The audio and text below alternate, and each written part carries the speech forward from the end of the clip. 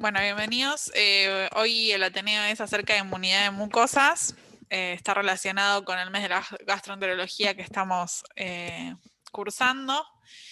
Y bueno, acá les presento un poco qué partes de nuestro organismo están cubiertos por mucosas. Las membranas mucosas recubren el tejido respiratorio, el digestivo, el urogenital, las conjuntivas, el conducto auditivo y conductos de las glándulas exócrinas. Tiene una superficie 200 veces mayor que la piel, más o menos aproximadamente 400 metros cuadrados es el total.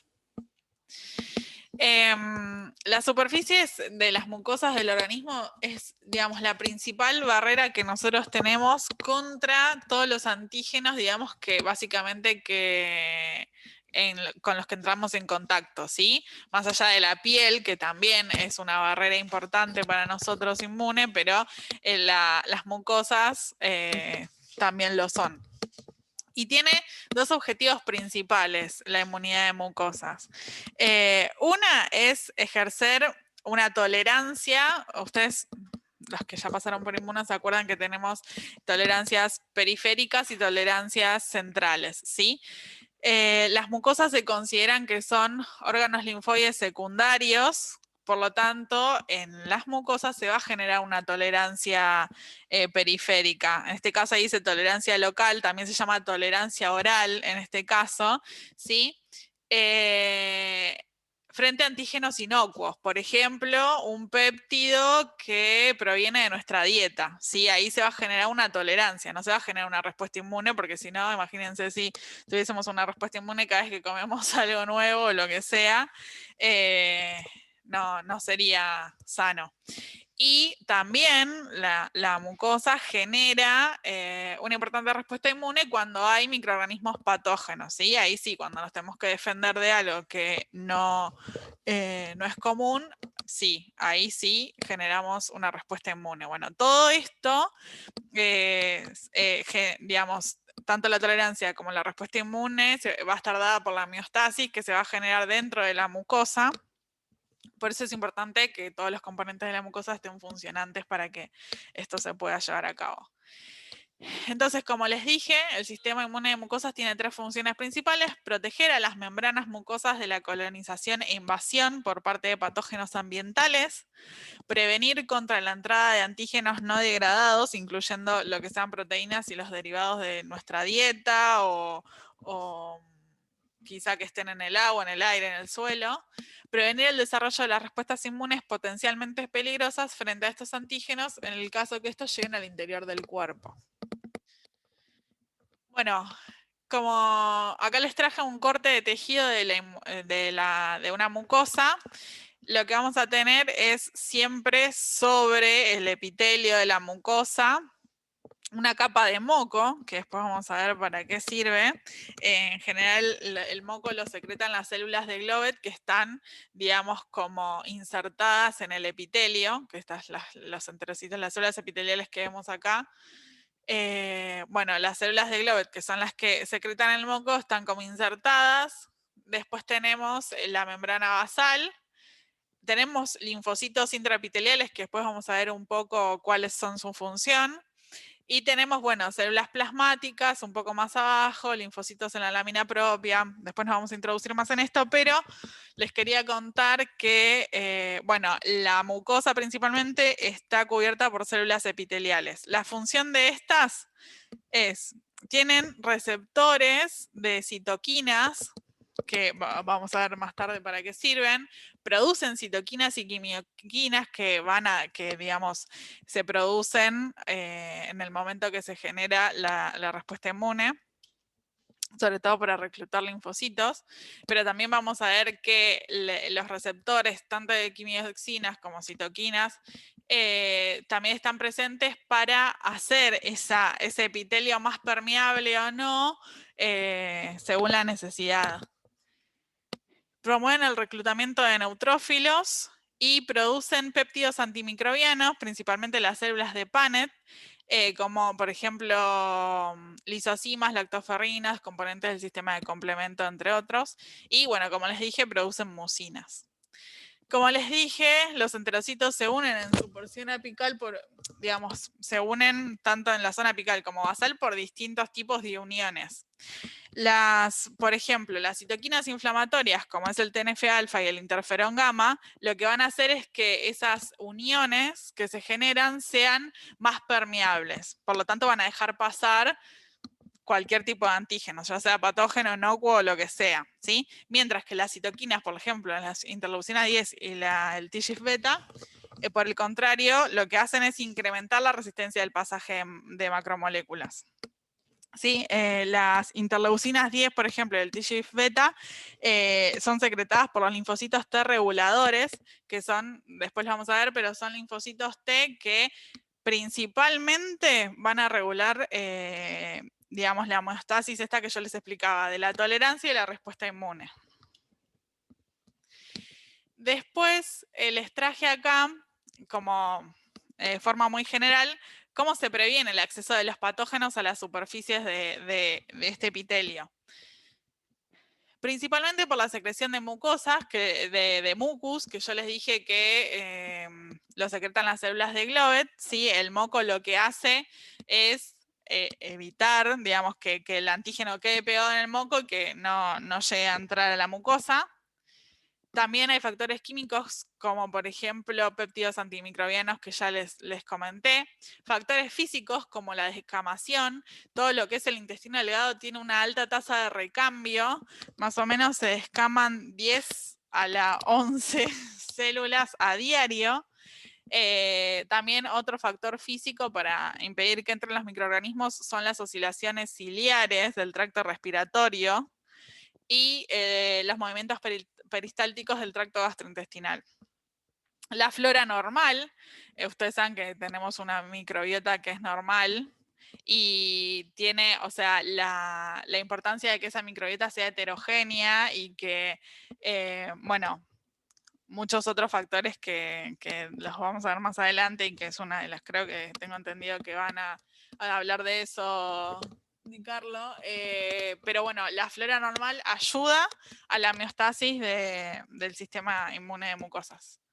Y bueno, obviamente la inmunoglobulina A secretoria, que es la inmunoglobulina principal para, digamos, de las mucosas. Bueno, en todo lo que respecta a la inmunidad de mucosas es el sistema que contiene más células del sistema inmune. El 80% de las células inmunes que producimos van a estar localizadas en la mucosa. Estas células se van a acumular y o transitar entre varios tejidos denominados tejidos linfoides asociados a mucosas, los muy conocidos como MALT, que forman el mayor órgano linfoide conocido.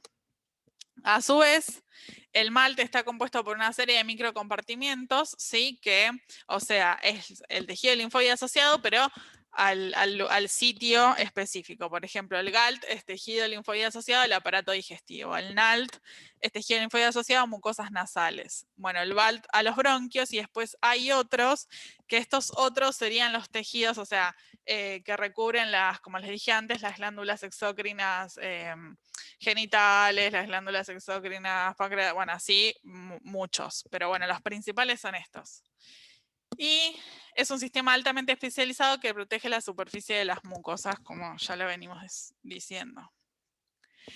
En general, los tejidos linfoides tienen sitios inductores que van a ser donde se activan los linfocitos T y los linfocitos B naive, o sea, donde se produzca la presentación del antígeno a estos linfocitos, y tenemos sitios efectores, donde son sitios que se van a reclutar los linfocitos T efectores y de memoria, y también los plasmoblastos que producen las inmunoglobulinas. En este caso va a ser de tipo IgA porque estamos en las mucosas, ¿sí?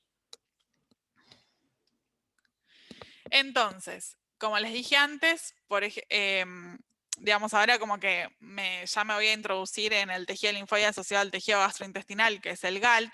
Yo acá les traje un dibujito. Esta sería una de las microvellosidades, ¿sí? Del intestino. Y lo que les quería remarcar acá, ¿cuáles son los sitios inductivos puntualmente del GALT? En este caso, todos, en general, los sitios inductivos de todos los tejidos son más estructurados y localizados y, como ya les dije, donde los antígenos son procesados y presentados para iniciar la respuesta inmune.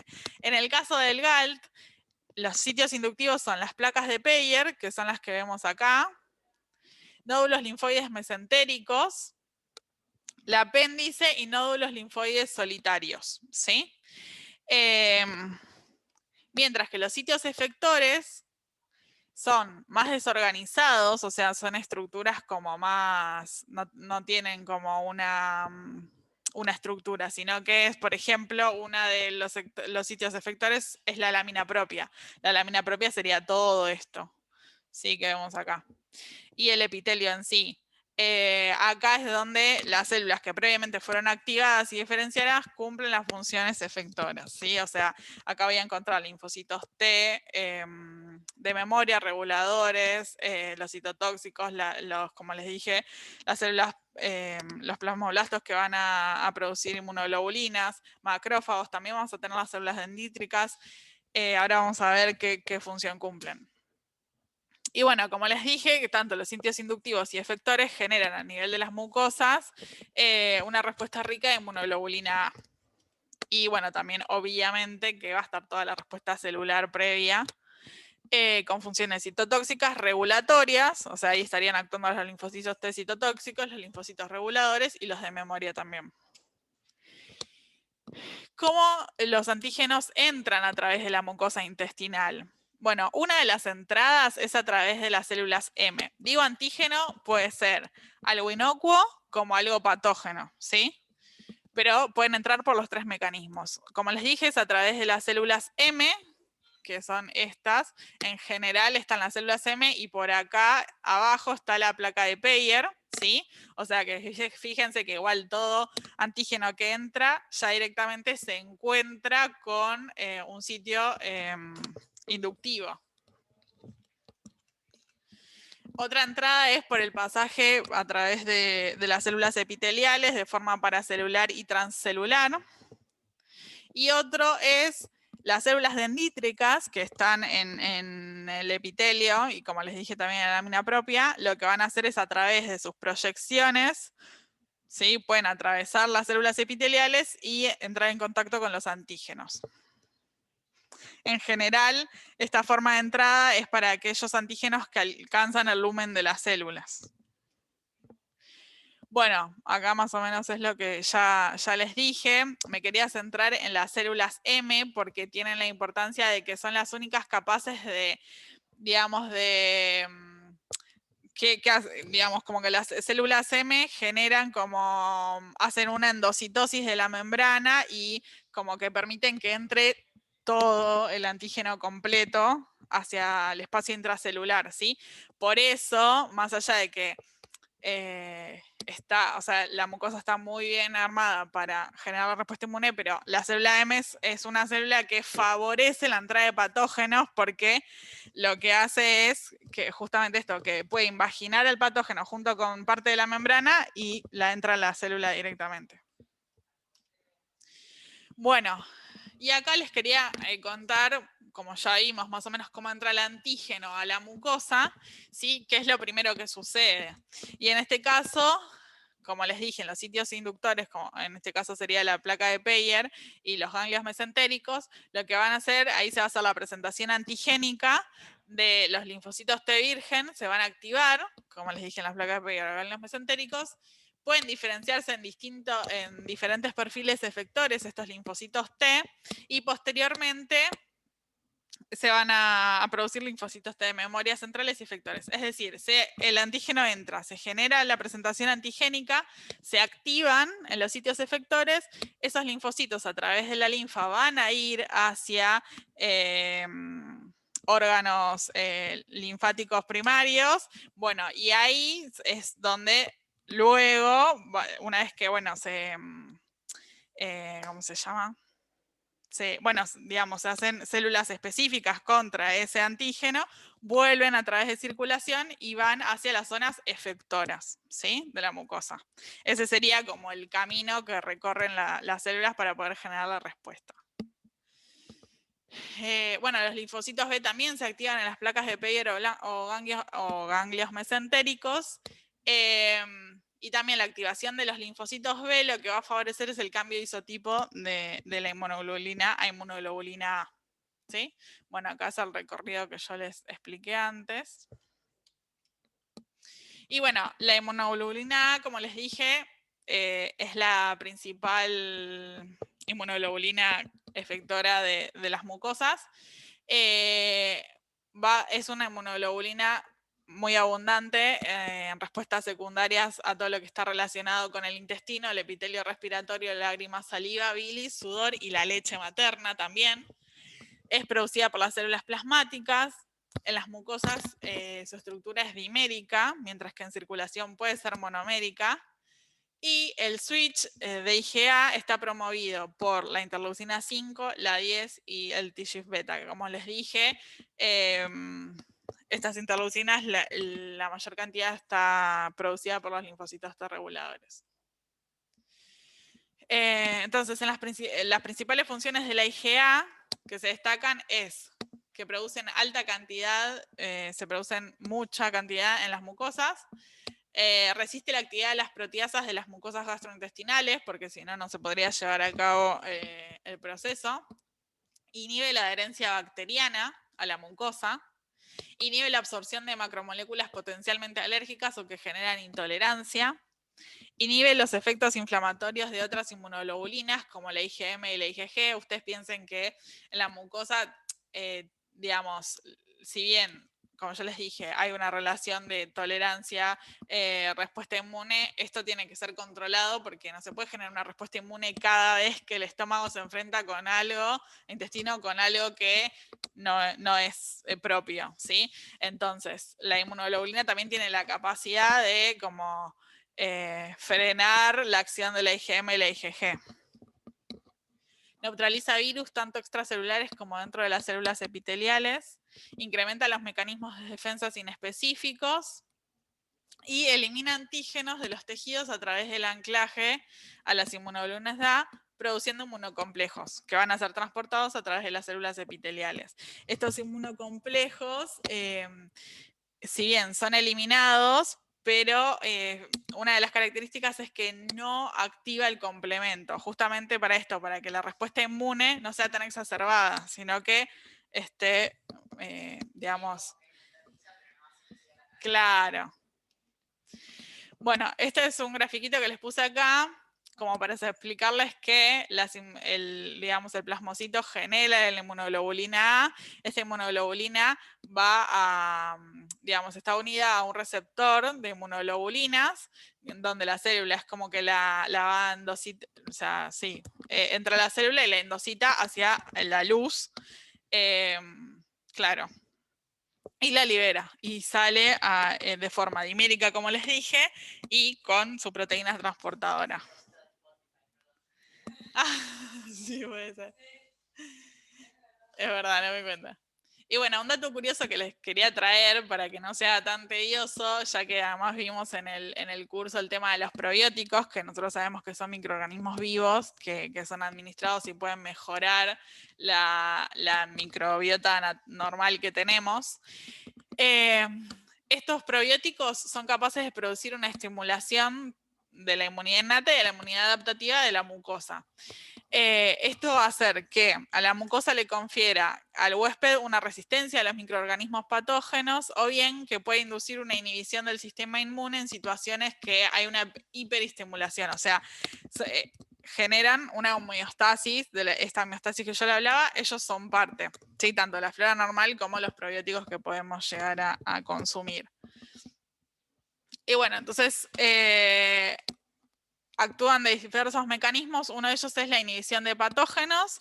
Esto lo hacen, digamos, los probióticos lo que hacen es adherir al epitelio intestinal junto con la producción de sustancias antibacteriales como ácido láctico y bacteriocinas y así inhiben la adhesión del patógeno a la mucosa.